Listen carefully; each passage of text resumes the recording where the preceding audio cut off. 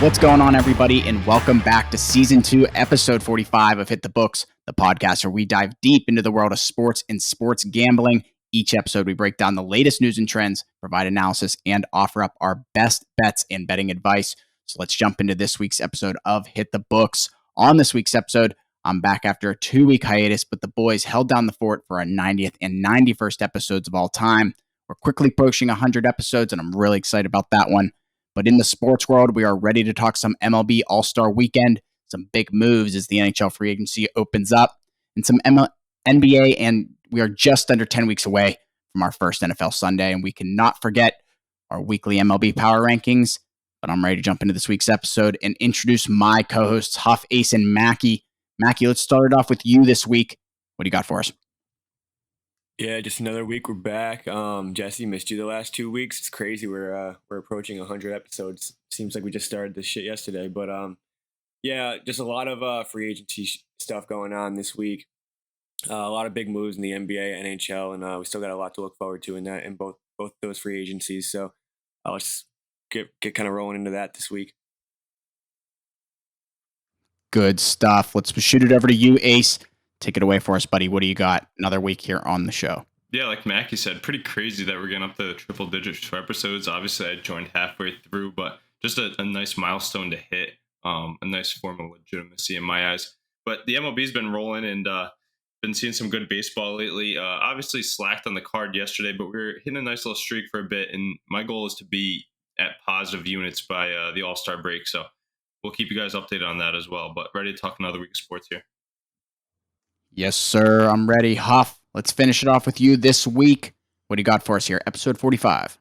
Yeah, not much else going on. 4th of July yesterday, so nice to get some time off of work there with the holiday. Had a good holiday myself. I don't know about you boys, but did watch some baseball yesterday. Not too much, but saw the got to be better on the card plays. Like we said, Ace, I like that goal to get back up to above positive by the All-Star break. That's what next. We have a week. We're really cutting down the time to that. We have about 10 days here. I think the home run derby's next Monday or Tuesday? Tuesday, I think. I believe it's Monday night, but we'll be getting to that.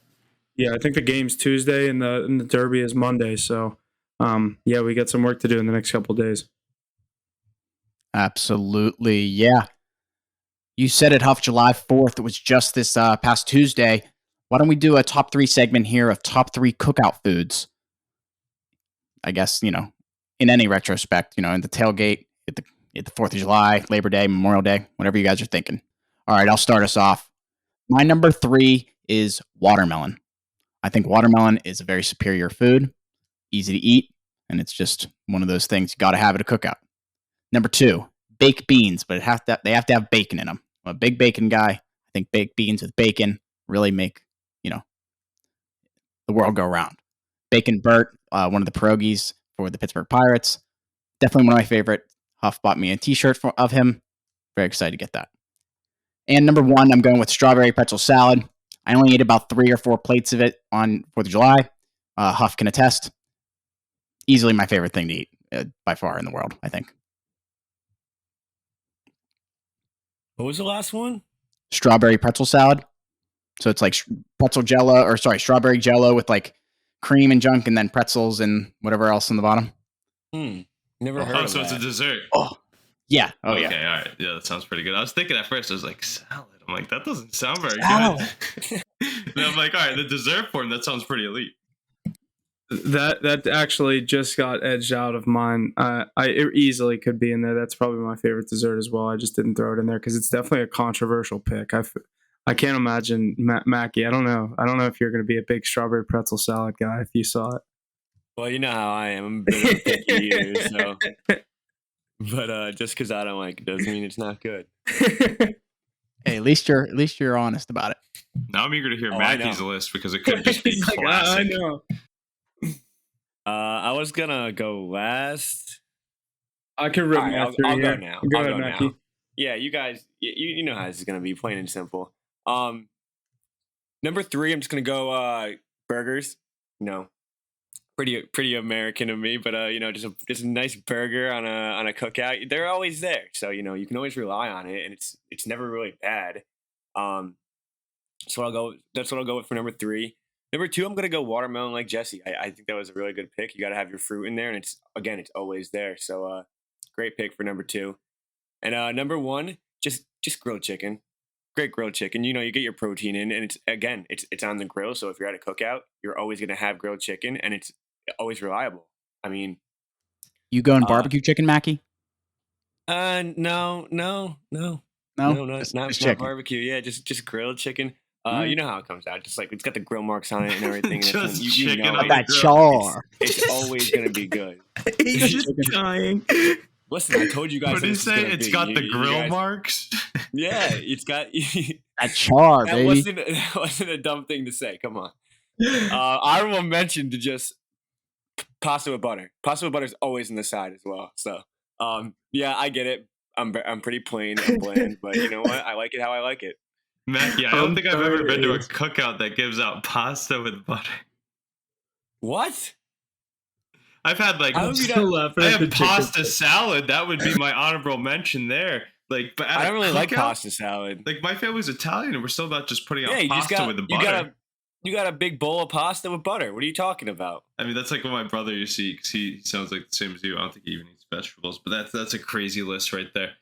I actually do have I have a similarity with you, because I kind of looked at it the same way as like your classic 4th of July cookout. So I was like, all right, how American can you get with these meals? So honorable mention, I'll go with the pasta salad. I feel like that's a good one right there. I mean, you have it everywhere. Macaroni salad, however you want to call it, and everybody's different variations. So you show up to a party, you have like 4 different kinds of it, and it's like, all right, you're having the same thing, but it's still pretty good every time. So that's gonna be my honorable mention, but not too specific. 3, I'll go with corn on the cob. I mean, dude, you get that grilled, Mac. You get some grill marks on your corn on the cob. That's not too bad, but that's pretty American, because that's gonna be on the side plate of your cheeseburger, which is gonna be 2 for me. Very American, I think. 4th of July, literally every cookout, you're going for the burger. But number 1, it's got to be the glizzy. I mean, hot dog eating contest on that. Like, shout out to that. I mean, shout out to America eating a glizzy at the ballpark. Imagine, like, wherever you are, cookout, wherever there's a grill involved, you got to have the glizzy, I'd say. I mean, it's classic. Definitely want a lot of grill marks on those as well. Corn got the oust for me, but I like the glizzy. I knew Ace was going to be the sus one to say glizzy. You know what? You're under investigation now. You gotta have the glizzy, dude. The glizzies and the burgers. That's like, what else is there going to be at a cookout? Serious question, Ace. Do you bring dirty dog water on the course? No. Liar. Yeah, he does. Yeah, he does. He's got a furnace of them. He's got like 6 of them in there. Yeah. He's got a crock pot.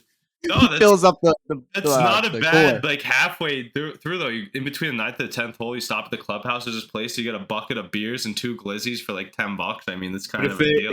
Ace, let me ask you this: if you're standing there, you're at the concession stand, you just played 9 holes. You go in, you're like, I want a hot dog so bad, but you go in, you see they're pulling them out of water, boiling water in a pot. Are you still ordering a hot dog, or are you skipping it? I'm all set. No, you're lying. You're sucking that thing down. No, definitely not ideal. I mean, that's when you get it. Like what? This concession stands at a game too, essentially. The ballpark Franks. Well, the ones on the rollers are fine. I was gonna say the rollers are fine. They're better, I'd say. Listen, they're fine. I mean, 7-Eleven. You know what's in a hot dog? No, here goes Mackie. Chicken nuggets, hot dogs, whatever. I don't look at it. I just eat it. I'm like, wow, that's pretty good. I'm an American, and I feel bad about it afterwards, but like, it's pretty good in the moment. Feel bad about it afterwards. Yeah, when you're like, when you're talking about the slop you inhaled, but like in the moment, like, come on, you've had a few Miller Lights. You're like, all right, I'll take a glizzy, a dog, and some corn on the cob, maybe some mac and cheese on the side too, pasta salad. Mackie has the strongest take on hot dogs that I've anyone ever met in my life. Yeah, you can't. First of all, you can't get caught sucking one down. You'll never live that one down. No, you don't get caught on camera. Yeah, I don't like the fact that you have no idea what's in a hot dog. It's literally leftovers of like, it could be pig eyes, dude. You have no idea what's in that thing. Well, if you get the all beef one, you at least know it's coming from a cow. That's the best answer I can give you. Yeah, but it's like you don't. It could be anything. You're right. It could be anything. It's sus. It's definitely definitely something that I stay away from. Mackie, you ever play like All Star baseball? You're little. After the game, I remember every game they'd give you like a hot dog and a soda every game. Oh, I definitely used to suck them down. I'm not gonna lie about that. You know, when I Mackey's was a saying kid, he's sucking him down. I just get a hot dog, get a glizzy, rip it. You know. well, I'm because not that's what you're sucking 'em doing, down. bro. It's a glizzy. There's no other way to talk about it. All right, let me get my top three because Yeah, hit it off. Strawberry salad. If you had hot dog on your list, you definitely don't anymore. It is on my list. All right. Oh, yo, Honorable mention. My honorable mention is going to be pasta salad. I'm going with the pasta salad as the honorable mention. Number 3, I do also have watermelon. Number 2 is where I have hot dogs sitting at. It's a 4th of July staple. Like Ace said, the hot dog eating competition. Not saying that's why it's on there, but everyone eats a hot dog on 4th of July except Mackie. And number 1, I'm going to go, I don't know if it's a common one, but every cookout I go to always has ribs, and I'm a big barbecue guy. So ribs, number 1, huge rib guy. That's my number 1. Huff's living large if he's going to every cookout with ribs. I don't know, I just feel like it's a common thing. They're Is it? elite. They're elite. But ribs is a nice sleeper pick. Yeah, I think ribs are a good It's choice. not. It's just not as common to be there. You know, you can go to a cookout and you don't see ribs. Yeah. You're not. Like, Yeah, it's not like a burger or a hot dog. Yeah. I think I put it on the If you same go to- level as like a brisket. Yeah, People I think might you're have a seeing. brisket. I think you're seeing ribs before you see brisket. Oh, I agree, but I think they're both that style. Like you might see one. See, I like the take The that wild Jesse card. had versus the take Huff and I had like the all American picks. I'd say like that's what you got to go with. And, like that's why I'd have hamburger and hot dogs. They're like 1 and 2. Like some people are polar opposites. Mackey's, that's the strangest I've ever heard. But I like how Jesse had the homegrown talent in there. The strawberry salad, that's pretty cool. If I would have done something like that, I would have done like party pizza. It's like cold pizza, something Rhode Island. You always see that. Huff, is that a Pittsburgh thing? The What? strawberry pretzel salad? I don't. It might be. It might be. Like I've I definitely kinda never didn't heard of think it. about Google it. Mackie and Ace. Google it and see if you've ever seen what that looks like. Maybe I've heard it called something else. You know. What's it called again? Pretzel salad. Strawberry pretzel salad dessert. Google that. Nah. Looks pretty good though. That's interesting. What? It's fire, It's a man. weird mix. I ate so much of it yesterday. It's like sweet and salty, Ace. Yeah, no, but It's what is fire. it? It's just like pretzel on the bottom. That's crazy. It's like pretzel and graham cracker on the bottom, Graham crackers, yeah, cream, that makes sense. and then strawberry jello, basically. That might not even be that bad. I think I might enjoy that. I think you would. All right, Mackie. Mackie. Very Come simple. on, yeah. A little grill Coming marks on up. the chicken. That's good. Strawberries are good. Pretzels are good. You want to know some grilled chicken when the Rangers Can't left go wrong with the a little Prudential cream. Center in Game 7? Yeah. You know what? At least it's not as bad as blowing a 3-1 lead as the best team in NHL history. But At least yeah, I have you a know, cup to look back on in my Come at my lifetime. Rangers. Come at my Rangers. Yeah, because they have nothing to back up. I mean, at least you got Yeah. Henrik Lundqvist to Stanley Cup. You deserved one. Deserved one more than Tuukka Rask. Yeah, but he got that picture instead of Alec Martinez throwing his gloves in the air. He lost to the Blues. Yeah, but we beat the Vancouver Canucks in the scene, so. Yeah, man. You beat the biggest chokers in NHL history. All right, so at least they're not the biggest chokers. You were talking about us. Well, that's this season in particular. Yeah. We're talking franchises. Yeah, I think talk Vancouver. to the ring, Mackie. Pick a sport. Oh yeah, Rhode Island has so many championships. I mean, you're a Dallas Cowboys fan from New York. Yeah, but I've repped New York on everything else. Relax. You know how much What do you other rep, the New Prop Yorkers? You know how Bruins? much every other New Yorker hates the Dallas Cowboys? You're wearing a Lakers hat right now. It's about the style, bro. I agree with that. All right, I'll take it there. That's fine. That place. I saw him fit in the hat before the show. Gotta rep different ones every pod, though. I like it. Yeah, I like to bring out different hats. You don't want to be wearing the same one every time. Shout out to the new hat I got. Go get yours in stores today. Yes, sir. Available on our website. They look great, Ace. Honestly, they look good. Yeah, They good, pop. good hat to wear during golf. That's why I went with the white one. We got all the colors, baby. Alrighty, let's jump into some MLB to get our episode started off here. First point I have here is on June 28th, Dominican professional baseball player or baseball pitcher Domingo Germain of the New York Yankees threw the 24th perfect game in Major League Baseball history and 4th in Yankees franchise history. Germain pitched it during an 11-0 win against the Oakland Athletics at the Oakland Coliseum in Oakland, California. So crazy impressive. 24 perfect games ever. I mean, we've probably only seen a handful in our lifetimes. Any comment on that? I mean, it was so unexpected is the craziest thing to me. I mean, if you look at his previous few starts, I think he's giving up like 5, 6, 7 runs. And he comes out. I mean, if you're going to do it against a team, the Oakland Athletics of this season is probably the best bet to do it. But it's still a great feat. I mean, good for him. Obviously, he had a troubled past really off the field, but good accomplishment for him. And of course, it's a Yankees got to do it, though. I hate to see it. Yeah, like you said, he wasn't having his best past couple starts. So to see him do this, like you said, the A's, they were on a little stretch. They had a nice month of June. I mean, I saw something where Frank the Tank said the A's were going to have a better record through June, not like the entire record, but month to month. You know what I mean? In the month of June, the A's would have a better record than the Mets, and I think they were a game. They did have a game on them, and he was right about that. But I don't know. The A's, they've been bad, but they've also been kind of streaky. They were winning games, but to see them go, obviously, like Ace said, it's not very too surprising for me to see them be the team that gets this done to them. Yeah, the Mets were the second worst team in June, behind only in front of the Royals. We don't have to get into that though. No, we really don't. I want to talk about that Mets team so bad though, but like it's so weird. I mean, I feel like they got screwed by being in this season. I mean, their older pitchers they brought in, Verlander and Scherzer, really got screwed by the pitch clock, in my opinion. The young talent hasn't really popped. Scherzer's been adjusting to it. He's got an 8-2 record. I think it's like sub-3 ERA, so he's doing all right. Verlander needs tough start though. Like nobody's been in sync all year. Definitely, yeah. I don't know. I think we'll figure things out. I mean, we're on a 3-game heater right now, so maybe we can get something rolling here. Remember Edwin Diaz bringing all that flair to the team last year with the trumpets and all of his crazy saves? I feel like coming into this season with him getting injured and being out for the year, it kind of popped all the air in the balloon. Yeah, definitely a terrible start to a pretty high expectation season, I guess I would say. This team's just underperforming. The bullpen's been terrible. A lot to do with Edwin Diaz as well. But I don't know. The pieces are all there. Just got to put them together. How far out are they? 6.5 out of a wild card. Oh, so they're still alive with a strong second half. They have a good enough team to make a run. I wouldn't be surprised to see them do that. I'm a strong believer in a lot of that NL East. I think the Phillies and the Mets are both going to turn it around, honestly. Phillies have started doing so, honestly. I've seen. Yeah, Phillies have looked a lot better. A lot of baseball left, though. Absolutely. Tons of baseball left as we're only getting into, beginning of July here. But the next point I got, Los Angeles Angels superstar Shohei Ohtani continues his impressive AL MVP campaign. Ohtani hit his longest home run of his career on Friday evening in a game against the Arizona Diamondbacks.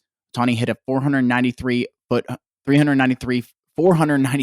homer, but the Angels would go to lose that game by a score of 6-2. What do you guys think about that? Ohtani just still killing it. We talk about him every couple weeks now. What do you think?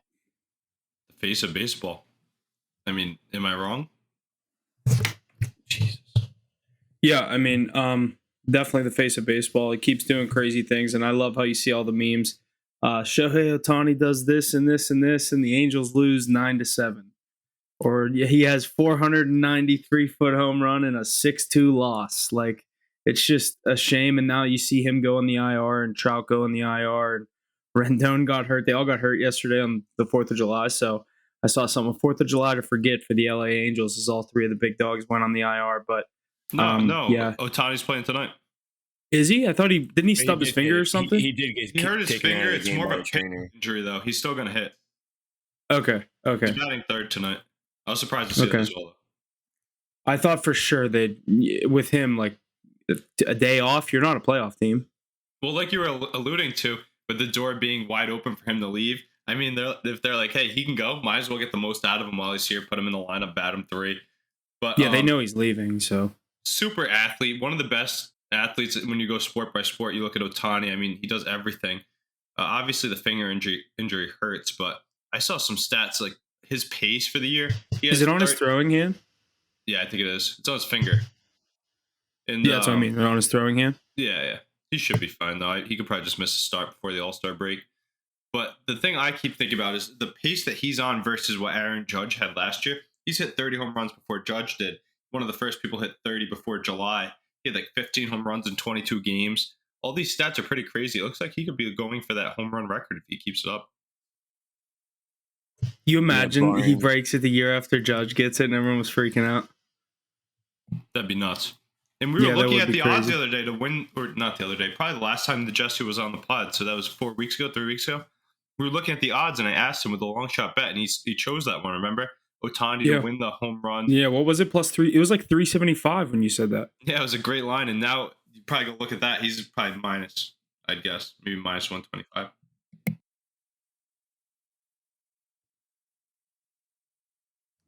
Heck yeah, lots of good stuff happening in the MLB right now as we're, again, rounding June or July. So the next point I have here moves over. The Kansas City Royals have traded Aroldis Chapman to the Texas Rangers in exchange for Cole Reagans and Ronnie Cabrera. Interesting. Those Rangers just getting more guys. Yeah, they're in the hunt. And Chapman has a lot of that experience, winning, 1 or 2 World Series, being in a few. So hard-throwing lefty, why not add him to the pen? Wouldn't be surprised if he takes over as their primary closer.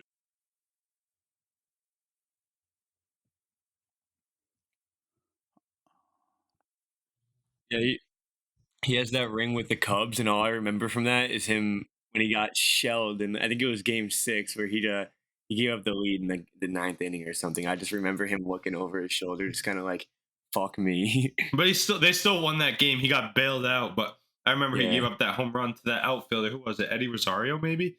Somebody on the Indians back when Cleveland was fiending a championship. But he's been on the Yankees in those high-pressure situations. Never comes through in the clutch too much, but he's been like one of the top arms in the MLB since he came into the league. Got to get a guy that throws 103. I'd take him every day. Do you guys want to talk about the draft? Yeah, I think I we don't- should I don't mention know. that it's upcoming, and then say like keep an eye on the top 3 who could go first. And don't the Pirates have the first pick? Yeah, Pirates have the first pick.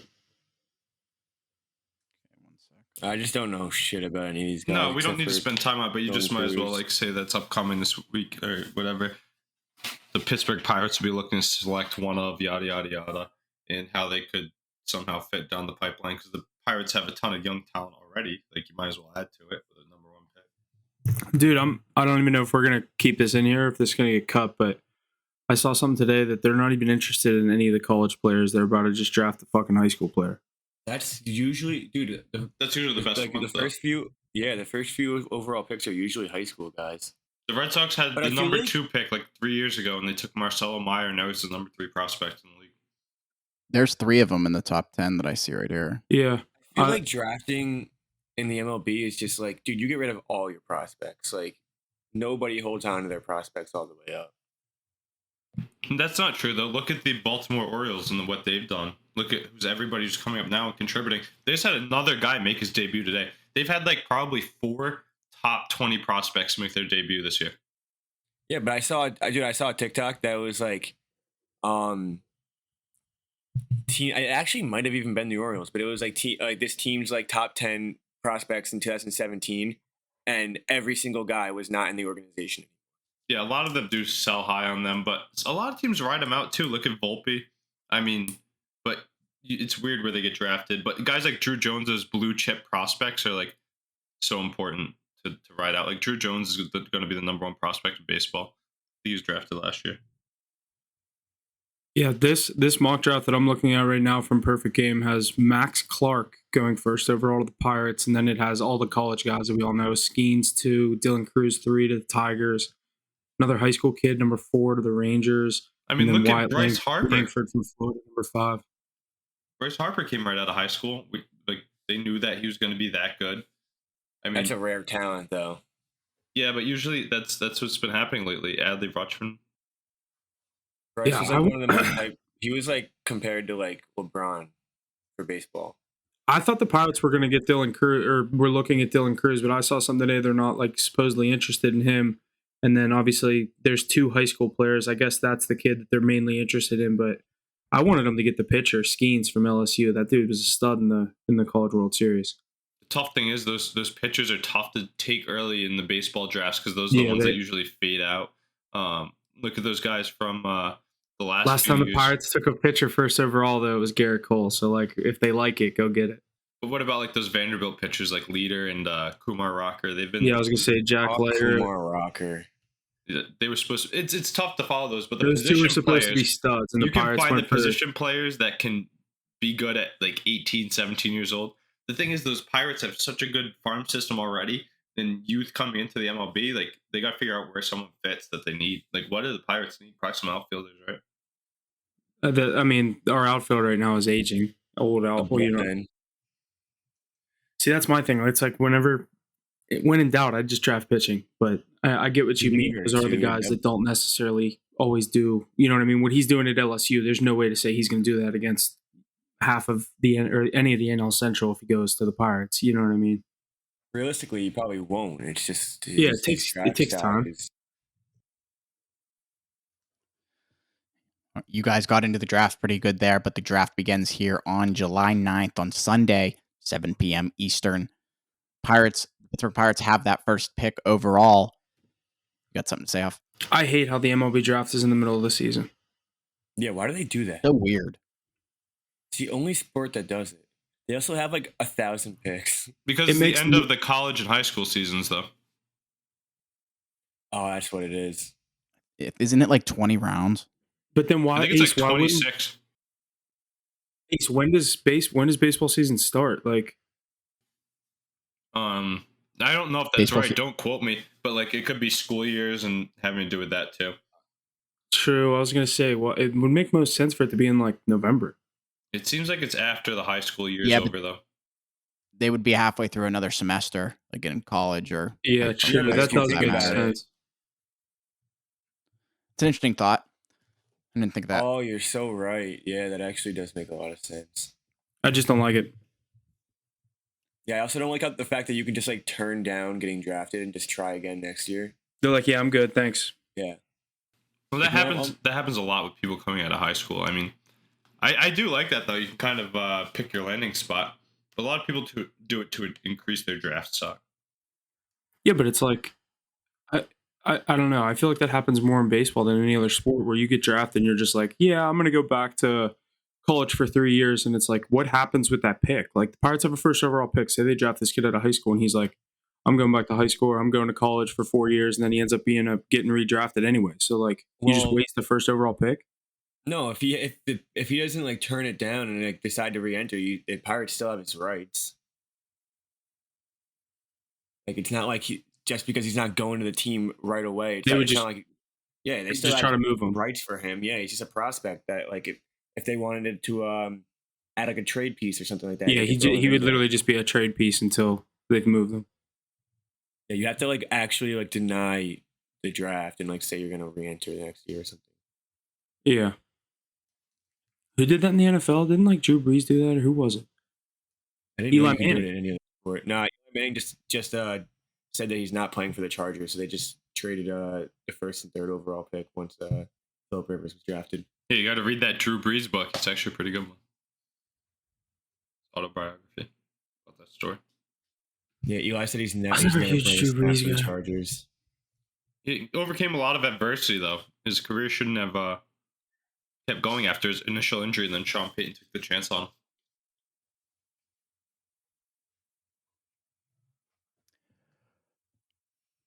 Good stuff there, boys, in the draft. Let's move over to the All Star game, the MLB All Star game. The starting lineups have been announced just before the 4th of July here. Some of the best players of the AL and NL are ready to battle it out on Tuesday, July 11th in Seattle, Washington. Just before this, on the night of July 10th, we'll have the infamous Home Run Derby where we get to see tons of great shots to the seats of the stadium and beyond. So why don't we jump into some of these starting lineups for the American League and the National League? I believe we have everything but the starting pitchers. So like catcher, Jonah Heim, first baseman, Yandy Diaz, this is American League, second base, Marcus Seaman, third base, Josh Jung, shortstop, Corey Seager, outfield, Mike Trout, another outfielder, Randy Rosarina, another outfielder, Aaron Judge, and for DH, Shohei Ohtani. All right, and let's shift our focus over to the National League. At catcher, we got Sean Murphy, first baseman, Freddie Freeman, second base, Luis Arez, third base, Nolan Arenado. Arenado. Gee, I thought my mic was muted. Arenado. Shortstop, Orlando Arcia. Outfielder, Ronald Acuna Jr., Mookie Betts, and Corbin Carroll. And DH, we got JT Martinez. As well as these jerseys are pretty interesting as well. I think they're trying to go off those Mariners colors a little bit, but curious to hear what you guys think about those as well. So All-Star game coming in here Tuesday, July 11th, Seattle, Washington, home of the Mariners. What do you guys think? I'd like to hear everyone's biggest snub. I didn't really look into that. Mac, are you saying from the starting lineup or from the whole All-Star game? Because they've even announced reserves now. No, we'll go starting lineup. That's such a tough question. I have two off the top of my head. One of them's biased. The other I think one we're gonna have in common. It's definitely Adley Rutschman, right? Well, I didn't even think about him, but yeah, definitely. He's not even a reserve. No. Oh, okay. I thought you said starting lineup because Jonah Heim's starting. Yeah, I would have said Rutschman. I didn't even think about that. That's crazy. Yeah, I didn't think about that either. Damn. I mean, those. But, I was thinking of Rafi Devers. I think he kind of got snubbed on that. And then might be a little biased, but I think Lindor got snubbed. I know his his average is low. It's like a 226 compared to who the fuck got it? The guy from the Braves. I can't think of his name. A lot of people are mad about that. He's batting like 296, but dude, he has 7 home runs and 28 RBIs. Lindor has like 18 home runs and 55 RBIs. Like, how is a guy that's doubling you in stats? Like, I understand he's a 226 ERA or batting average, so it's a little terrible. Hard to, it's pretty bad, but he's putting up numbers that like he's like top 10 in RBIs in the league. I mean, he's producing. Yeah, matters. With that runners on base, he's hitting the ball. I think he came in second for shortstops, which is we picked him to be our starting shortstop when we did the bracket. Orlando Arcia, you got to give the nod to the best team in baseball. The defense he plays is definitely superior to Francisco Lindor. I bet you he crushes him on the base paths as well. That average definitely comes into play, but I really just think it's because he's on the best team in baseball. Yeah, but dude, the Braves already have so many. Look at what they're doing now. They just win every night, so they deserve it. Yeah, he's 10th in RBIs in the league. We talk about it all the time, though. We're like, why didn't we card their first 5 or first inning total? It's because that lineup hits 1 through 9. Just because he's not Ronald Acuna or Sean Murphy. I mean, he's still having a great year. But no, I still would have taken Lindor over him as well. But I understand why Arcia won that. Here's my take about these uniforms. One, I think the National League ones are better, and 2, I wish they just didn't wear the All-Star jerseys. I wish they just all wore their like they used to. The white, yeah. They go back to what they used to do, and maybe like the special hat was cool, but like I don't know. I think they should all wear their normal uniforms. I think these All-Star game jerseys are ugly as shit. I think the American League ones are brutal. I kind of like the National League ones, but it's just kind of because you can't really see that design as much. Yeah, you can't see that shitty design in the back. What is it? It's like a wave. Like that's kind of what I thought at first, but like I don't know if it is. I don't understand like the cross, like the checkeredness inside of like some of the pieces.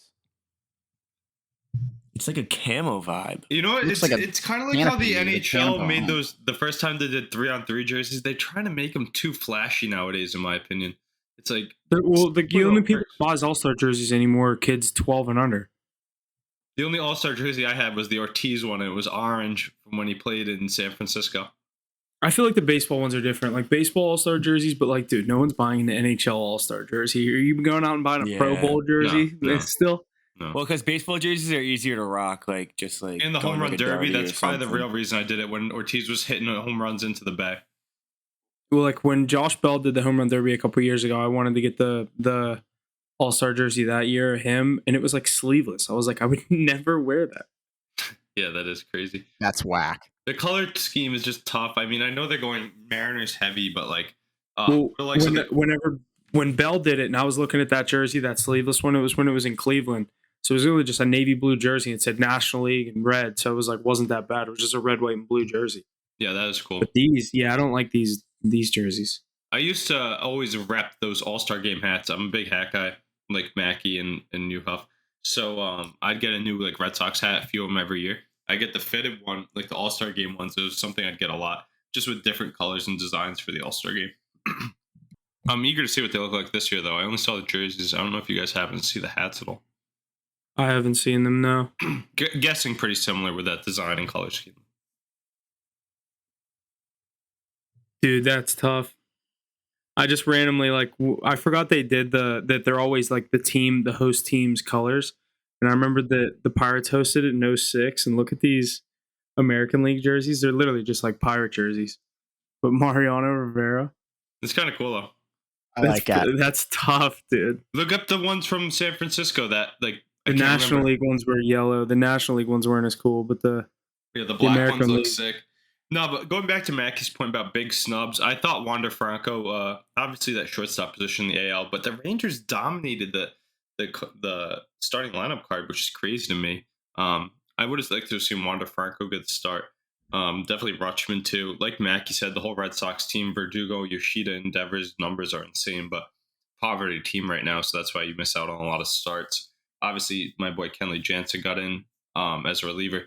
But I think for starting pitchers, I think we're talking about those who are to be announced yet. On the National League side, I'm probably going to give the start to Kershaw if he's healthy, but I don't think he's going to be. So it's going to be Spencer Strider, in my opinion, strikeout king in the NL. And then on the AL side, it's a tough call. It's probably going to be McClanahan, right? We were talking about this the other day. It's got to be McClanahan, right, Mackie? It's going to be McClanahan. So you think McClanahan versus Strider? Yeah, it could be. It also could be Framber. Everyone's so high on Framber this year. Framber and Clayton are both hurt, though. Oh, he's hurt right now? He's being rested. He got his start pushed back.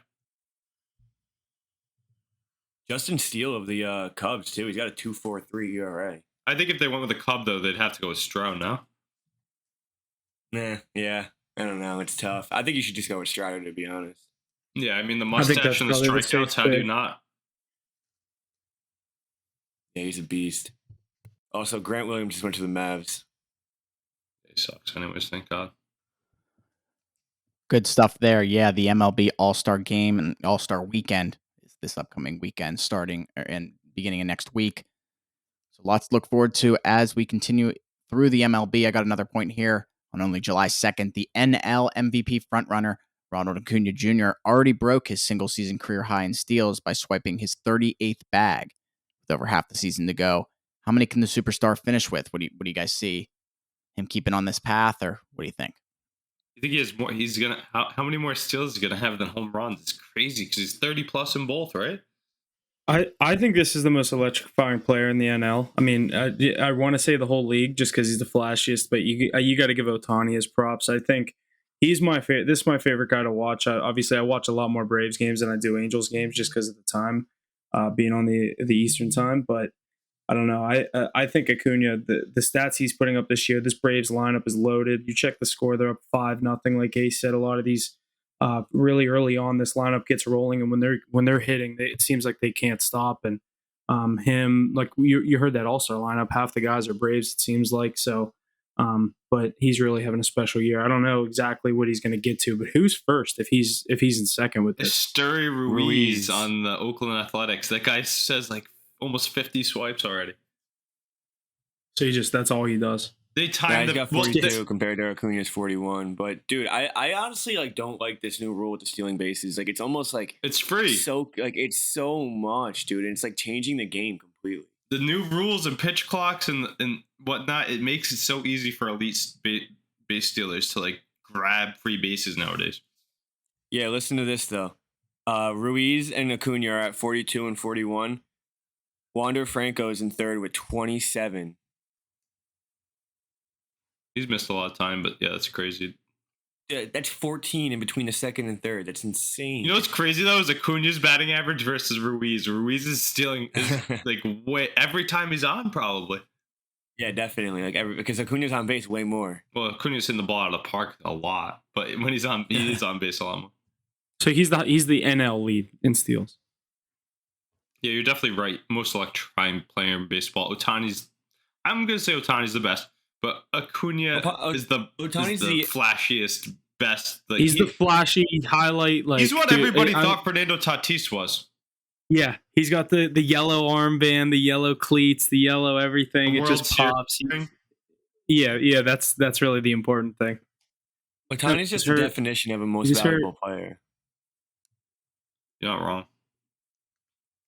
He'll get paid like it next year. Ace, wasn't Acuna hurt when they won the ring? Yeah, he was. so he's He played. wasn't a part of that run. He's been on the team for the past 3 runs, right? They've gotten to the NL championship at least 2. Mm-mm. But he That's was crazy not. that they won it He didn't without play in him. that World Series. No, Marcell Ozuna had a big playoffs. That was like the come out party of him. Yeah. I mean, he was a part of that former Marlins outfield. You remember Christian Yelich, Giancarlo Stanton, and Marcell Ozuna? I mean, that's a powerhouse outfield that they let everybody walk. That was the team that made the playoffs with Jose Fernandez. Yeah. They also had Freddie. Now they're back to their winning ways, the Marlins. I mean, that team is loaded right now, and they're rolling. Alrighty, and before we finish off with the MLB, I have our power rankings for this week that we're ready to post. At number 5, we have the Miami Marlins. Number 4, the Texas Rangers. Number 3, the Arizona Diamondbacks. Number 2, the Tampa Bay Rays. And number 1, the Atlanta Braves. So lots of good stuff there as the rankings change there a little bit. First time this year that the Rays aren't number 1. Just thinking that. Good stuff there. That's something to see. Yeah, the Braves have been knocking on that door for a few weeks now. They definitely deserve it. I think they deserved it last week too. But Braves have been knocking on that door all season. Yeah, they had a rough start to this or first 20 games of the season. But Rays started off what were they 20-3. So everyone's been playing catch up since then. But Braves are definitely the best team in the league, so they deserve it. Best lineup in the league too. Best pitching staff in the league, maybe. Probably, yeah. You got Brett Elder with the second or third highest best ERA in the league. Yeah, and then you Strider in front of him. You got Soroka. You got Max Fried coming back at some point. They have all these top prospect young arms too, and then the bats. I mean, everybody can hit, like Huff said earlier. So great list. I like it, boys. I do expect some movement between 3 and 5 next. That's just going to about wrap up everything we have for the MLB this week. Let's shift our focus over to the NHL. The free agency has opened up, so teams are just biting to get their players locked back up for a few years, as well as find some players that are looking to find a new home. I think we're going to start off here. Hometown for Huff and I, Pittsburgh Penguins. After a big role for the Devils in their return to the playoffs last season, defenseman Ryan Graves just agreed to term with the Penguins, 6-year, $27 million deal there. Penguins also added a veteran penalty killer Lars Eller for a 2-year, $4.9 million contract. The Penguins have also elected to bring back netminder Tristan Jarry, 5 years, just shy of $27 million for him, as well as they signed Alex Nedeljkovic to a 1-year, $1.5 million pact. And the final one I have here is I assume it's Noel. I have no idea. I've never even heard of this. Noel Accarari has agreed to join the Penguins, 3-year, $6 million deal. He's a forward. Getting paid too much. Never heard of him. Yeah, I agree. Those are some nice pickups. You got a nice backup for Jari and Nedeljkovic. And Ryan Graves is a nice young defenseman. He's pretty good. So some nice pickups for you guys. I guess you guys are still trying to. I really love like that Ryan Graves move. And the Nedeljkovic. That is a good point. Move. He has the potential to take over the crease. I mean, he's a young guy that played great in Carolina. He played well in Detroit. I mean, Tristan Jarry, with his injuries and his struggles, he could easily lose that crease. That's why I was so surprised they gave him that deal they did. 5 years for a guy that seems to be your Achilles heel and sometimes during the season. I mean, that's nuts to me, especially with the guys still on the market. Guys that were signed. I mean, Samsonov's going to be on the market. You could probably pry Kemper from the Caps. I mean, guys like Gibson and Hellebuck. Anderson just got re-signed. There's a lot of movement, and you stuck with Jerry. You guys loving that? Probably would have preferred Smith, but I think probably Smith was sick and tired of being second all the time. Yeah, Smith's a solid backup is all in my opinion, but the goalie market's so wide open. I would have tested the waters and went somewhere else, especially with the contract they gave him, 5 years too. A lot of guys would sign a 5-year contract. A lot of better guys than that, in my opinion. I agree. I definitely agree. Other than that, I don't mind the moves they made. They keep themselves cup relevant in the Crosby era, so why not? But I bet you they could. With that deal, they're not doing anything else. That's your goaltending tandem for what? 2 years, 3 years? Yeah, just about. We'll see. You got anything else on that one, Huff? I like the Graves move a lot. Get some young legs back on the blue line. That's exactly what we need. We moved on from Dumoulin. Saw him, I think, go to Seattle. I was excited to see them move on from him and get a younger set of legs in here. And Ryan Graves, like Mackie said, he had a great year last year with the Devils, and excited to see what he can do here in a top 4 role with us. I love that move as well. I mean, it was great too. You signed him, then you extended him. Like you gave him 5 years, 6 years. So 6 years, $27 million. So that's a good deal too, because a young defenseman like that, that deal works in the Penguins' favor, in my how opinion. old is he? It's $4.5 million a year.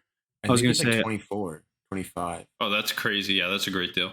Because if he can, I could be wrong. keep elevating his game, that might be a good price point to have. 28. He is that old? He's 95. I thought he was like a year older than me. So that's No, I think that's he probably played in Colorado before he played. He was in Colorado. When you Google him, that's a picture that pops up. I think it was just let me see his teams. Carolina, or no, that was the last 5 games. Colorado and the Devils. 3 years in Colorado, 2 years with the Devils. Do you guys see Radko Gudas His got a first good year. deal? His first year was 2018, 2019 with Colorado, and he played 26 games. But then the next year, he played the full season with them. Yeah, I like that move. We can move on though. That was the one I really wanted to touch on. I think you guys missed out on Gudas though. I think he's such a great playoff performer. He would have fit well on your team, especially eating minutes on a thin defensive core. Yeah, but seeing him go to the Ducks, we won't have to see him in the playoffs ever. Yeah, that is great news. Stay out west. Absolutely. We'll have to see what the Penguins do with these players coming into this season. But for now, let's move on to the New York Rangers. The incoming Rangers head coach Peter Laviolette will have at least one familiar face joining him from the Capitals as New York has re-signed defenseman. I was like, Laviolette. wait a second. I know I'm terrible with names, but New York signed defenseman Eric Gustafsson to a 1-year, $825,000 contract. Connecticut native Nick Bonino will join his fellow Constitution Stater Jonathan Quick on the Rangers, inking a 1-year, $800 contract. As well as after having his contract bought out by the Jets this week, veteran forward Blake Wheeler has signed a 1-year, $800,000 deal with the Rangers with $300,000 available in potential bonuses. So what do you guys think the Rangers are going to do this upcoming season? Mackie, I'll let you go here real quick. So did the Penguins traded for Bonino last year at the trade deadline? I think he played 1 game, got hurt, and then he left again. So he played 1 game coming back here. Is that correct? Does anyone know that?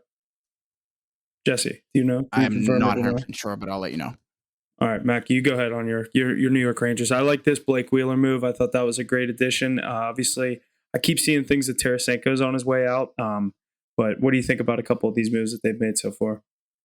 I do really love it. Jerry's making some really good moves in the beginning of free agency, and the main thing about it is that you're signing these guys for $800,000. Johnny Quick, Nick Bonino, I think Bonino is $800,000. Gustafsson, Blake Wheeler, all for $800,000, which is the league minimum. You're creating room to maybe even be able to re-sign Vladimir Tarasenko.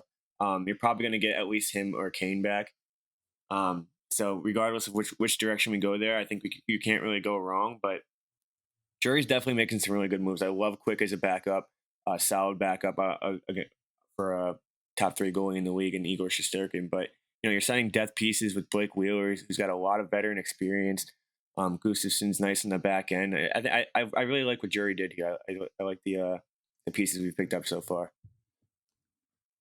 Mac, I have 2 takes when I think of these moves that the New York Rangers did. I'll come with the first one. That's got to be, I got to get it off my chest before you do it to me with our signings. But why are you guys getting so old on a team that is so young? Everybody's past their prime. They might have been good in 2014.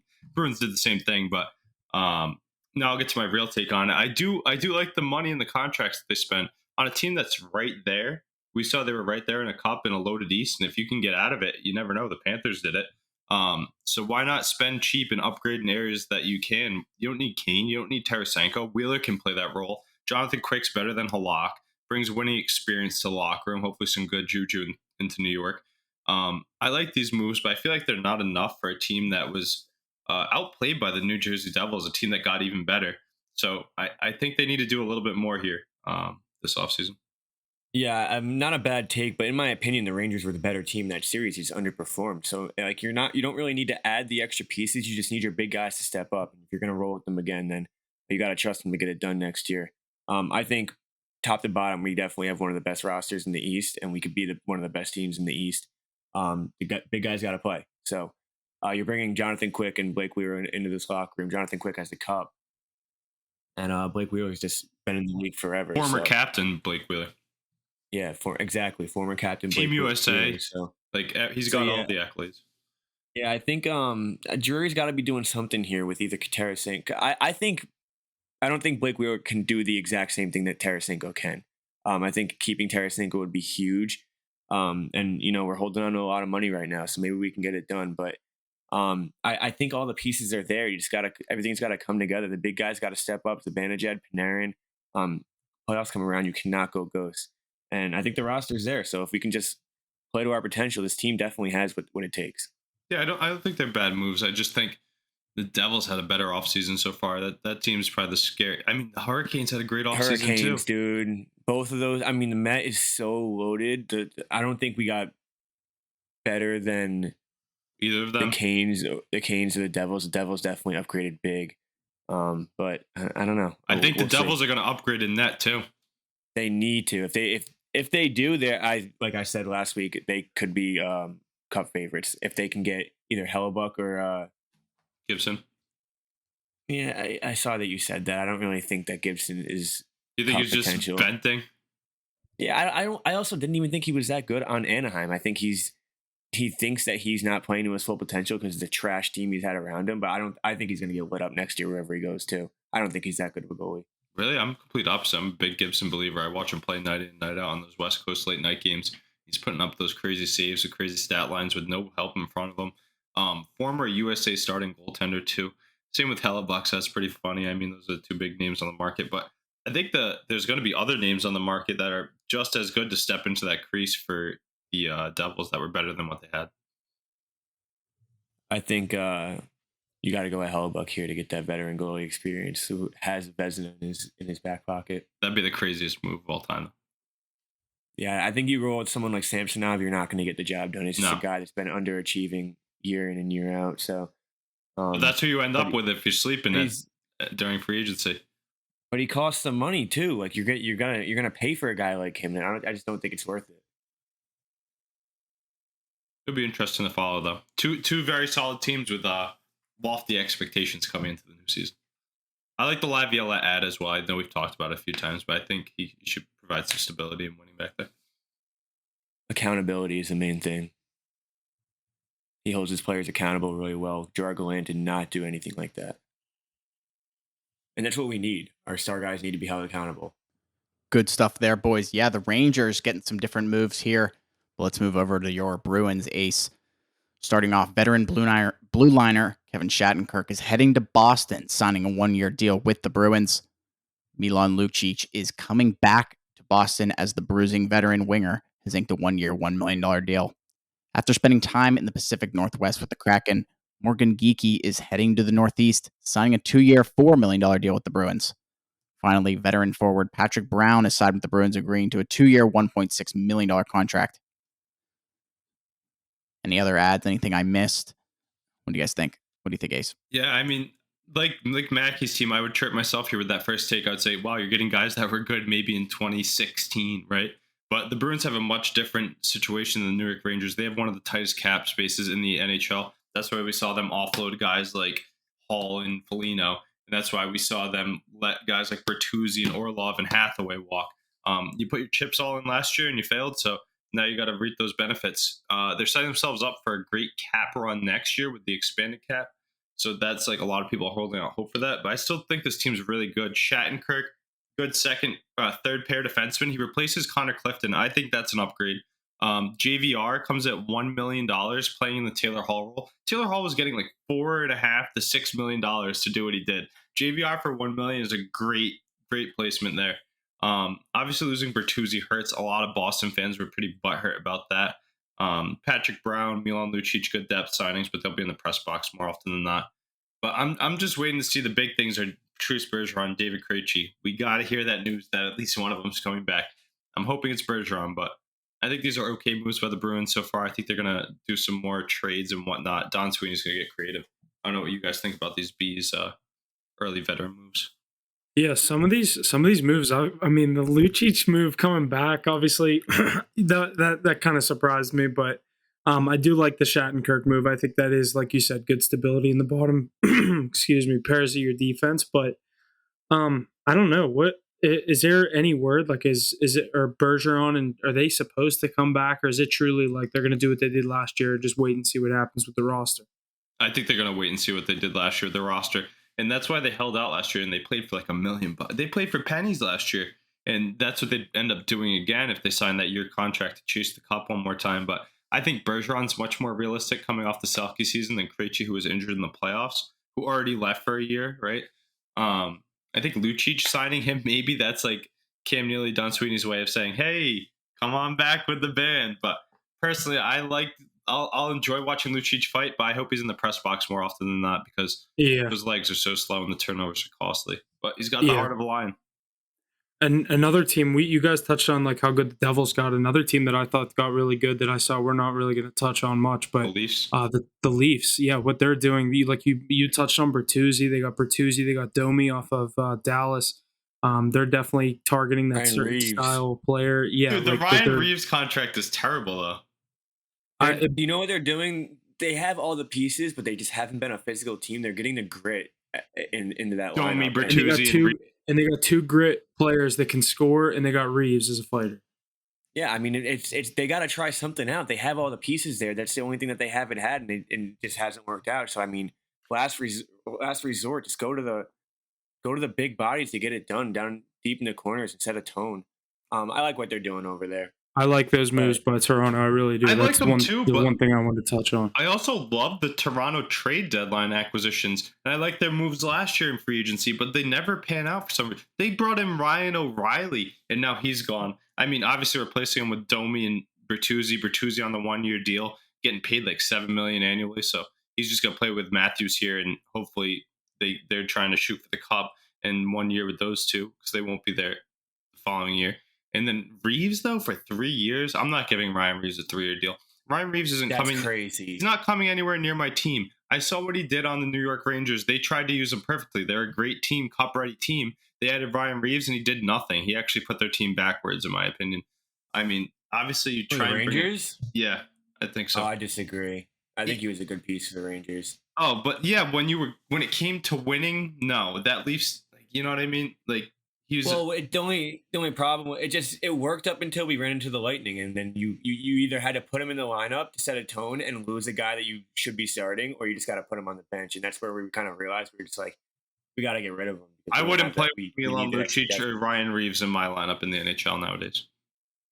Yeah, I think Milan Lucic was a pretty bad signing in my opinion, but bring home the let him back retire to Boston for exactly. And he's on $700K contract. When you have no flexibility in salary cap, I mean, you'll take whatever you can get. Why not take that? Yeah, I think it's definitely going to be huge to see what Bergeron does, though. I know you guys already talked about it, but losing both Taylor Hall and Bertuzzi was huge. You guys definitely wanted to hold on to probably more Bertuzzi than Hall because of Hall's contract, but I didn't want Hall anymore. Yeah, the team's still good. They're obviously still top 5 team in the league, in my opinion. But they're losing a lot of depth pieces, and it's hard to do what they did last year again. So, I don't know. Well, it'll be cool to see what they end up doing with Krejci and Bergeron. The Red Wings are another team I think Jesse's gonna get into now that I'm eager to talk about. Yeah, why don't we step into the Colorado Avalanche here? Veteran defenseman Jack Johnson's career will continue with the Avalanche as the two sides agree on a 1-year pact. Among other free agent signings Saturday, the Avalanche agreed on a 2-year, $7.7 million extension with restricted free agent defenseman Bowen Byram. And finally, after playing 402 games for the Devils, Miles Wood will continue his NHL career with the Avs, agreeing to a 6-year, $15 million contract. So just like a couple little signings there. For some reason, the Avs are holding on to Jack Johnson. But any thoughts on that one? Got a couple more teams here to cover. I like the Bowen Byram signing. He's a nice young gun that he has a huge huge ceiling, and you just locked him up for another 2 years. At a cheap definitely a good guy you want to keep in the organization. He has a high ceiling in my opinion. If he can stay on the ice though, he's had concussion issues. He debated retirement too, I recall last year. He's But like 25. I know, and he debated because of his amount of concussions that he's had, and he took that time off away from the game for a while last year. But his skill is unmatched, and to get 2 years of that, like what, $4 million? That's pretty nuts. But I like the Miles Wood signing. The rest of the depth pieces they added as well. I know they lost JT Comfort and a few others, but we talked about Ryan Johansson last week. This team is looking to get back into the cup run, especially in a weak West. It's pretty wide open in my opinion. You gotta remember, Landeskog is out for the season. Yeah, they haven't played with him for what now, 2 years? But over a year and a half, yeah. Didn't he? He was there for the cup, wasn't he? No, he dressed in the final game Oh, at the end to skate with the cup. oh, I actually do remember now that you said that. Good stuff there. The next team I want to go over, the Carolina Hurricanes. The Hurricanes free agent spree continues. Carolina signing forward Michael Bunting to a 3-year, $13.5 million contract. Next, following a post-trade glow-up with the Bruins to close out last season, Dmitry Orlov has signed a 2-year, $15.5 million deal with the Hurricanes. Frederick Anderson is elected to head back to Carolina, inking a 2-year, $6.8 million deal with the Hurricanes. And goaltender Antti Rianta, I can't say his name, Ranta, is back with the Hurricanes via 1-year, $1.5 million contract. You guys see the Hurricanes making any noise this upcoming season with some of these smaller these moves? Are they the best team in the Metro? Yeah. Until I it gets to the Eastern Conference Finals, they're the best team in the NHL. I was gonna say I until don't know how you. I don't know how you minus could. 250 series favorited. You know what I mean? To whoever. I don't know. The last 3-4 times they've been in the conference finals, they're like 0-12. They've gotten swept. So This year like is you said, the tell-all year for them, though. Their chips all in this year. I know last year they added a lot, but Sebastian Aho is a free agent after the season. If you don't find any other success besides reaching the Stanley Cup this season, I think he's out the door. I feel like we've said that about this team multiple times. Yeah, but I feel like how many times can you say that about the Carolina How many Hurricanes? times has Sebastian Aho been on his last year of his contract? I don't think Sebastian Aho is even the key to that team. He's one of them. Jordan Stahl resigns for a 1-year deal. Your captain, he's basically on his way out. Frederick Anderson, 2-year deal. We get to see if he's the truth. I mean, he's always hurt, barely plays. You bring back Ranta too, like what? But I like the ads they got. I mean, how do they keep finding money? That defensive core is insane. Dmitry Orlov, Brent Burns, Jacob Slavin. I mean, those are 3 elite defensemen in the lead, and then they have some good depth behind it. Rob Brendabor's got a good roster. Obviously, Freddie's a reliable source back there in the net, and I love Michael Bunting. It's huge. Me too. I can't believe he left Toronto. Apparently, there's a cancer in that locker room. That's what I've been hearing. Is Austin Matthews? I don't know, but Ryan O'Reilly just left. He got offered the same exact contract from Toronto, and he's from Toronto. Why are you going to leave that? Maybe it's Tavares. I don't know. Couldn't tell you, but you never know. That's it. That's interesting though. Yeah, but Michael Bunting's so young too. I mean, he's on his way out already. Just made a name for himself. Now he's playing like probably third line minutes on the Hurricanes. Just another guy that can put the puck in the net. That team's a wagon until they get to the Eastern Conference Finals. But Storm Surge will be rocking. Yeah, and then they forget how to play hockey. Alrighty, I got one more team to review here. The Detroit Red Wings. 26-year-old Nolan Stevens is elected to sign with the Red Wings, agreeing to terms on a 1-year, $775,000 deal. Versatile forward Christian Fischer joins the parade of talent heading to Detroit this season, inking a 1-year, $1.25 million deal with the Red Wings.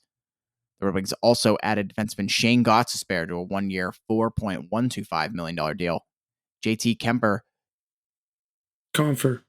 Comfer has moved to the 313 area code, inking a 5-year, $25.5 million deal with the Red Wings. Daniel Sprong also reaching a 1-year, $2 million agreement with the Red Wings. Justin Holt left Toronto, but he isn't going too far away, inking a 3-year, $10.2 million deal with the Red Wings. After helping guide the Panthers to the playoffs last season, veteran goaltender Alex Lyon is heading to the Red Wings by way of a 2-year, $1.8 million contract.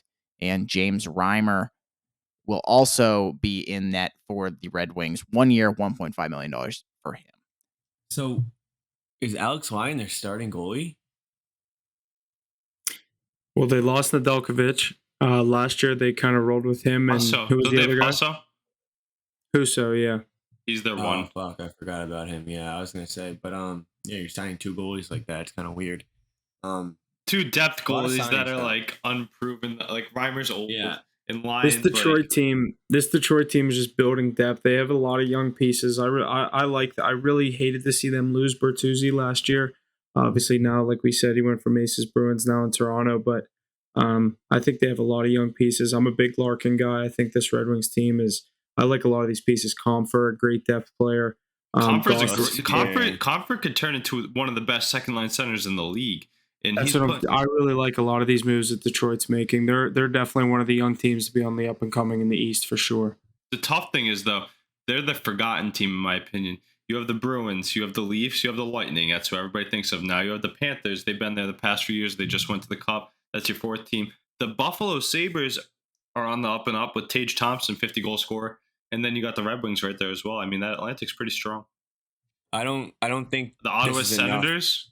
I don't think this is enough to get the Red Wings into the playoffs. So, dude, the East is so hard, and you obviously have those 4 top teams in the Atlantic that you have to compete with. And then obviously you have those teams in the Met too that you got to deal with in the wild card. So, definitely, I mean, you got to stack up at this point. You got to just kind of load up that roster. But I don't know. I don't think it's going to be enough to get there.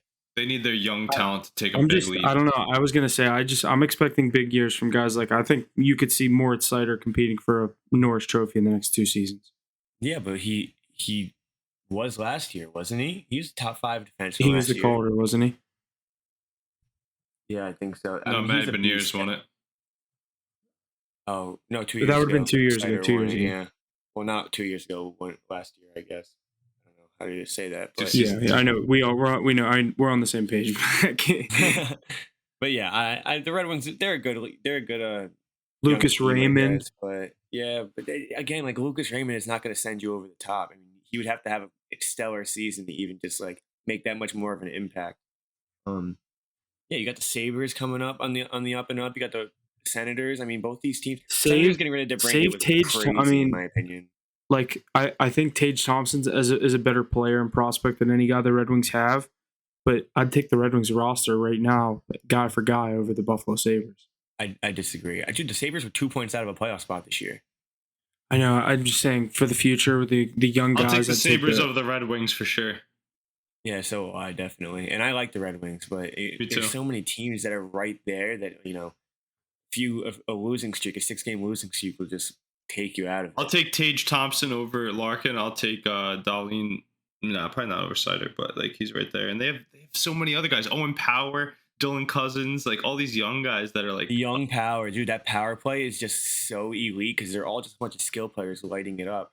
And they just grabbed Connor Clifton on like a 3-year, $10 million deal. I thought that was weird. But yeah, I mean, Huff, I see what you're saying about the Red Wings. You can definitely make a case for either team, but just opinionated. I think the Sabres are on the up and up. I think that's going to wrap up all the review we have for the NHL Free Agency. But I got a couple more points here revolving around the league, starting with goaltender John Gibson of the Anaheim Ducks stated on the Nasty Knuckles podcast that he will not play another game for the Anaheim Ducks. I didn't see any reason to why, other than he's upset with their play the last few seasons with their rebuild and him just having to be a part of it. And he wants to be on a winning team. You guys got any comment on that one?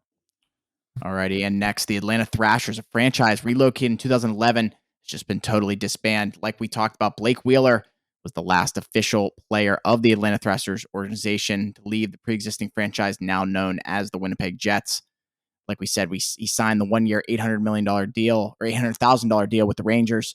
The Jets now no longer have anybody under contract who once doused the baby blue threads. Any comment on this one? No, I saw that, and that was the last time I've seen those Thrashers jerseys. I forgot what they looked like. I was never a huge fan of those uniforms, but iconic though. They had some sick players. Keith Tkachuk. They had Danny Heatley, Mark Savard, Blake Wheeler, Bufflin. Kovalchuk's heyday, dude. That was a fun team. Gonna miss that. Kovalchuk, man. Alrighty, that's gonna wrap up everything we have in the NHL this week. I think we only got 1 point here in the NFL. Our third week of the NFL positional rankings. This time we want to take a look at the top 5 ball carriers going into 2023. Who do you guys have leading the way at the running back position? Let's get us going. I can go first. I want to go off the rip with this one. Coming in with my top 5 running backs heading into this season, it's pretty clear cut for me. At number 5, a guy that's dealt with a lot of injuries. Obviously a tough one to put in there for some people, but I'm going to put Saquon Barkley there just because of his talent. I hate those Giants, but he's just a great ball carrier, and the quads, he gets through everything. Number 4, going to roll with Austin Eckler. Do it all running back. He can catch the ball, run the ball, finds the end zone week in and week out. And I think now that he's passed those contract negotiations, he's going to really excel this year and help those Chargers get to the playoffs. Coming in at number 3, I have Nick Chubb. I think he's the second best pure running back in the NFL behind Derrick Henry, who I have at number 2. But those two guys can just mash when they carry the ball. You can give them the rock 35 times a game. They're going to put up over 100 week in and week out. They're the focal points of their offense. That's why I got Chubb at 3, Henry at 2. And then number 1, I got CMC. Run CMC. When he's healthy, he's on. I mean, you saw it last year with Brock Purdy, electric in the NFC. Christian McCaffrey, better version of Austin Eckler, and he can do exactly what Henry and Chubb do. Best running back in the league. I like that list. Yeah, it's a good list. I'll go right now. So I do have a different top 5, or at least 3 through 5 as you. I am going to put Jonathan Taylor at number 5. I think true potential, age, everything you have coming into this year. Obviously, coming off an injury last year, you don't really know what you're going to get with him this year. But I have him at number 5. Number 4, I do have Saquon Barkley sitting right there for all the reasons that Ace said. Number 3, I have Josh Jacobs, the leading rusher in the NFL last year. I have to respect him. I know the Raiders aren't necessarily. Obviously, they lost Derek Carr. They're bringing in Jimmy G. He got the surgery. You don't really know what's going on there under center. But I have Josh Jacobs at number 3, Derrick Henry 2, and Christian McCaffrey number 1. Same top 2 as you, but I do have Jacobs in there. I think the year that he had last year, the true potential, he's definitely one of the guys that I'm going to take. And my honorable mention is Nick Chubb. So that's my top 5 running backs in the NFL coming into this season. I just feel like that's a good list. I just feel like you're snubbing Nick Chubb, not even by his own doing, because they don't give him the ball enough in Cleveland. It's good. It's the committee with Hunt and every guy said they're a true every down back. So they get the ball, 30 times a game. Chubb, not saying Chubb can't do it. Any AFC North bias there for you? No, I also I like Chubb because I'm also a Georgia guy. I don't know. I really think Barkley, I'm taking Saquon, I'm taking Josh Jacobs, I'm taking my top 4 for sure. I definitely could say Chubb at 5 and Taylor is the honorable mention. I have 2 quick questions before Mackie goes. How crazy is it that Dalvin Cook is not in anybody's top 5 anymore? He's my 7. And then also, how long until you think Najee Harris cracks the top 5 if he ever does? I think this year would be the year, if any year, because he finally has a decent offensive line. I'm not saying it's gonna happen. I'm saying he's young. He has an offensive line. He has to do it now, or else he's never doing it. We now have a threat of a receiving game with a young quarterback that can move and extend plays. You know what I mean? This is the year to do it. Yeah, I think 3 through 8, 3 through 9 is pretty much interchangeable. I think there's obviously going to be a few guys snubbed any way you look at it. But number 5, I'm going to go with Josh Jacobs as well. Just coming off a really good season. I think he can really get things going. His ceiling is through the roof. Alabama guy. So we know, obviously, Nick Saban only breeds beasts. But I'll go Jacobs at 5. I'll go Jonathan Taylor at 4 as well. 2 years ago, he's the best running back in the league. He put up numbers that we really haven't seen much of ever. Obviously, he had a pretty bad injury last year, missed most of the season, but he can bounce right back to it. He's a beast as well. Number 3, I'm going to go Nick Chubb as well. Definitely, I think, in my opinion, a top 2 running back. But like you said, the committee over there, he definitely does carry a lot of the workload, and he still makes his mark on every single game. But you do take a little away from him because you got Kareem Hunt that he's splitting with. And then number 2, Derrick Henry, obvious reasons, a most powerful back in the league. Get him going, and there's no stopping him whatsoever.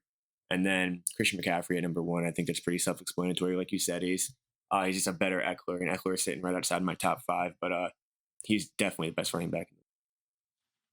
CMC's a dog. I mean, when he went to San Francisco, it's like everybody knew they were going to go far in the NFC, and they did.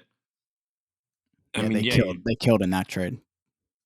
you're just adding the best running back in the league to put a top 3 team in the league. It was nice to Brock see him Purdy healthy for a full season too, though. Yeah, definitely.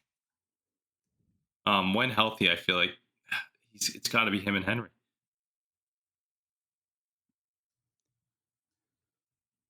Let me run through my top 5 real quick. At 5, I actually have Dalvin Cook, just being the head of 2 big comebacks last season. One 64-yard catch and run, then a 81-yard run, touchdown against the Bills. Just solid player overall. Number 4, Derrick Henry. He's just my man in fantasy football. He just single-handedly wins and loses games for me, so it's easy and fun to watch him, and he's a good name that I somehow always end up picking up. Saquon Barkley, definitely some bias here, being a Penn State alum, but I feel like with his the beginning of his career, you didn't hear about him too much, but comeback player of the year last year, and I think he's just bound to keep going. His ceiling's pretty high.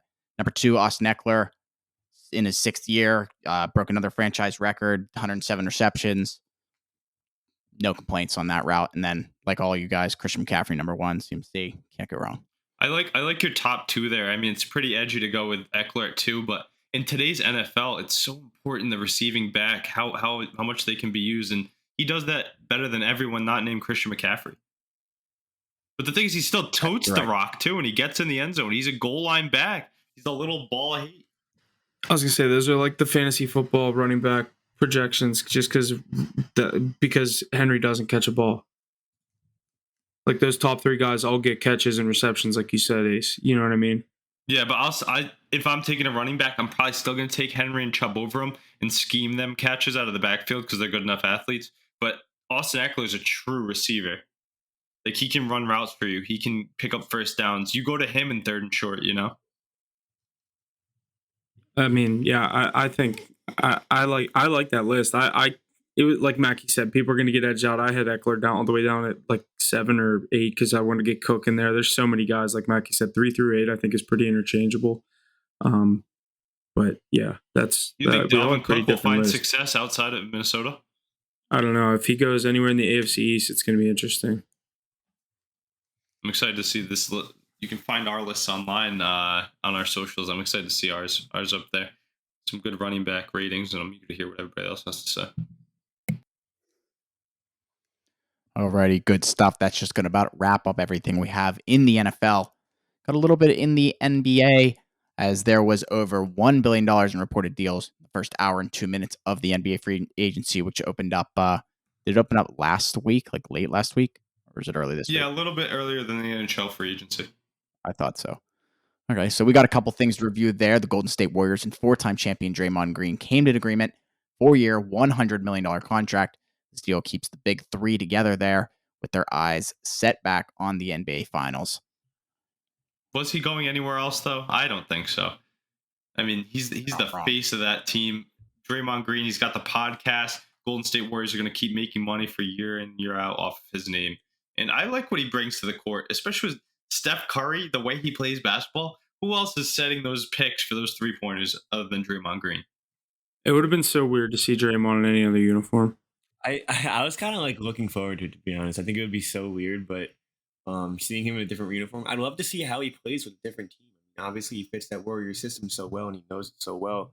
So, I mean, yeah, I think everyone thought that he was going to come back, but it'd be cool to see him in a different uniform, running in a different offense. You're not wrong, Mackie. I think it would be pretty cool to see his expertise used in a different way, especially if he was relied upon more on like a bad team. Maybe put up more shots and whatnot. Maybe he'd play better because we've seen that come out in him from time to time.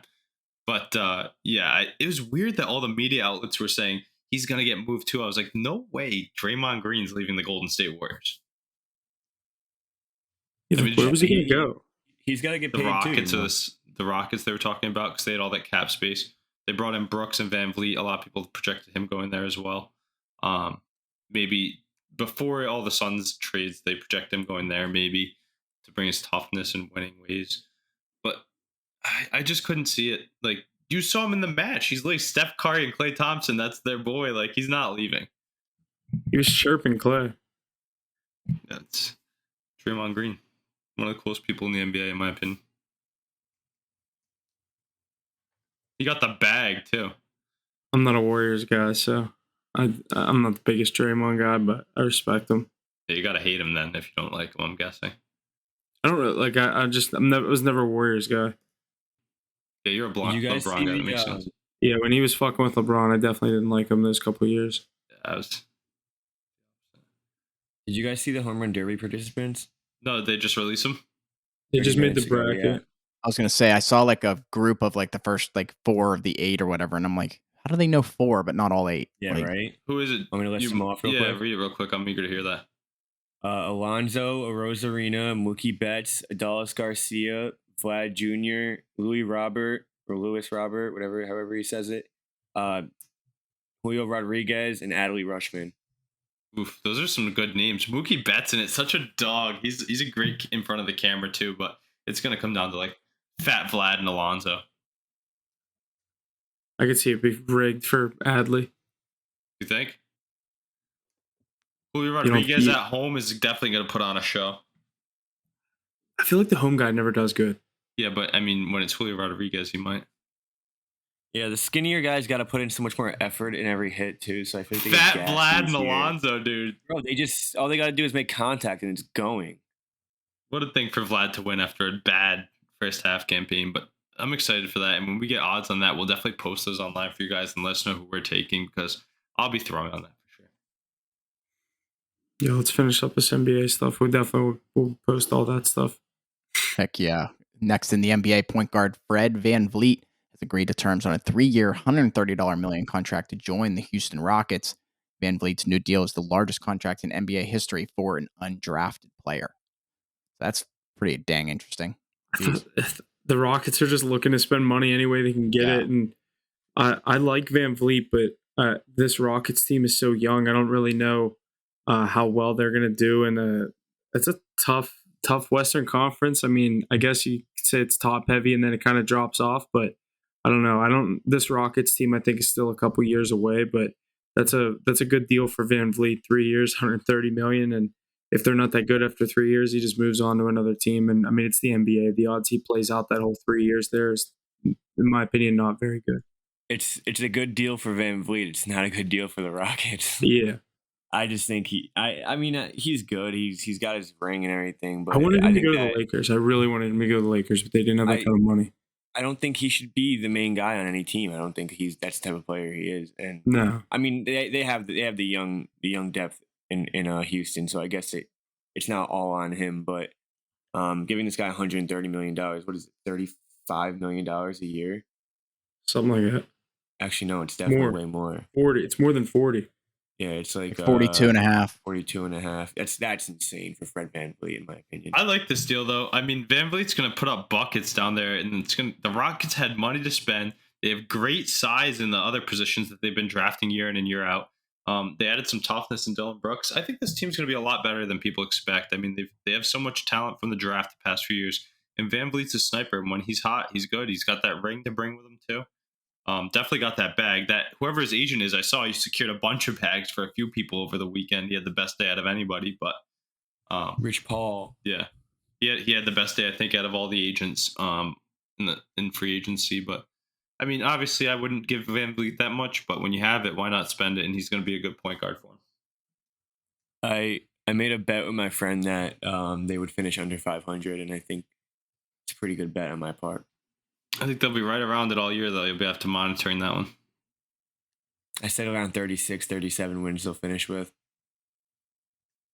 Yeah. I could see that. 47, 48 losses. Yeah, I could see 40. I could see 40 wins. That's cutting it close. Yeah. That's max, though. Max. Alrighty, let's move into our last point here in the NBA. The Indiana Pacers and point guard Tyrese Halliburton have agreed to terms on a 5-year, $260 million maximum contract. Jesus. Pacers also signed forward Bruce Brown to a 2-year deal from the Denver Nuggets. This young Pacers team making moves. I think they're making some noise in the Eastern Conference in this upcoming season. I think their ceiling is what the Cavs did this year.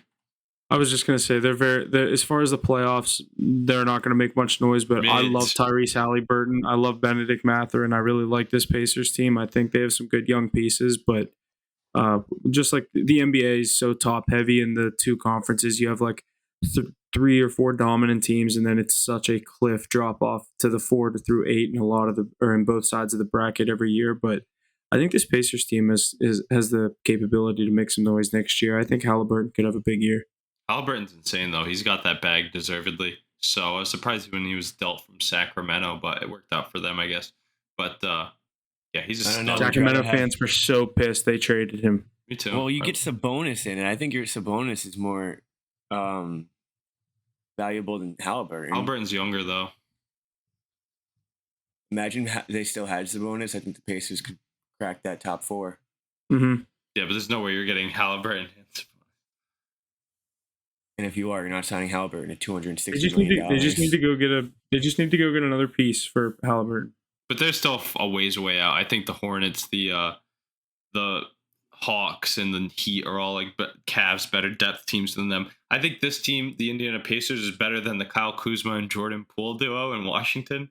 But other than that, I don't know if they're better than much else. I'll take Mackey's Knicks in 5 in a 7-game series. Yeah, definitely. Yeah, definitely. But they're better than like Chicago, Detroit. They'll be fighting for their lives to be in the play-in game. Yeah, I think they're gonna sit. I think they're gonna sit at like an 8 or 9 seed. Oh, I think they could be like 10 or 11. Yeah, definitely. I'll take the young teams over them. I think they'll make the play-in. They'll replace the Bulls. I could definitely see them as an 11 seed, but I genuinely just think that they're going to be like sitting around 8 or 9, maybe 10. Yep, 11 you're out of the play-in. I think they'll make the play-in. A lot of crazy moves in the NBA though, and I don't think it changes much of the forecast for next year, in my opinion.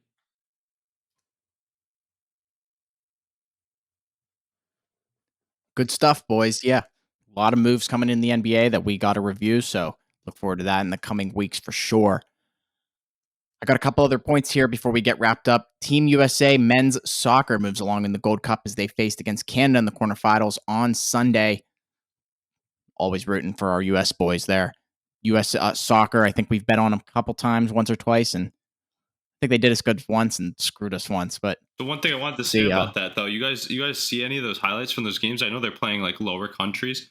That guy, I can't think of his name right now off the top of my head. He had Ferraro, maybe.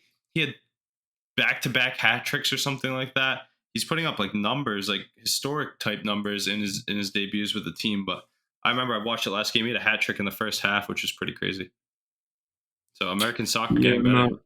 I'm not the biggest soccer head. I'm not really the one with names for soccer. I'm a big stats guy though. When someone's putting up back-to-back hat tricks for my country, I'll pop in and see what that's all about. Yeah, I know what you mean. But I think they should be able to take that home. Only competition really in that is Mexico. So we'll see how they pan out.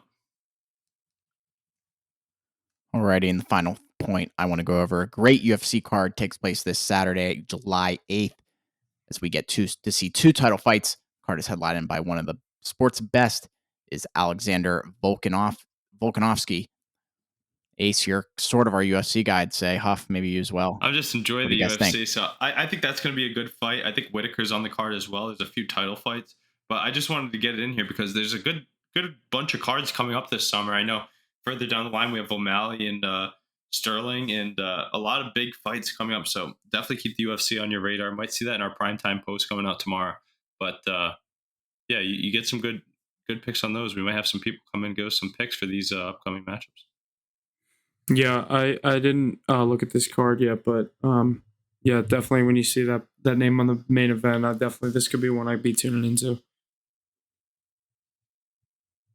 But I think other than that, I think that's going to do it. So thanks for listening. See you next week.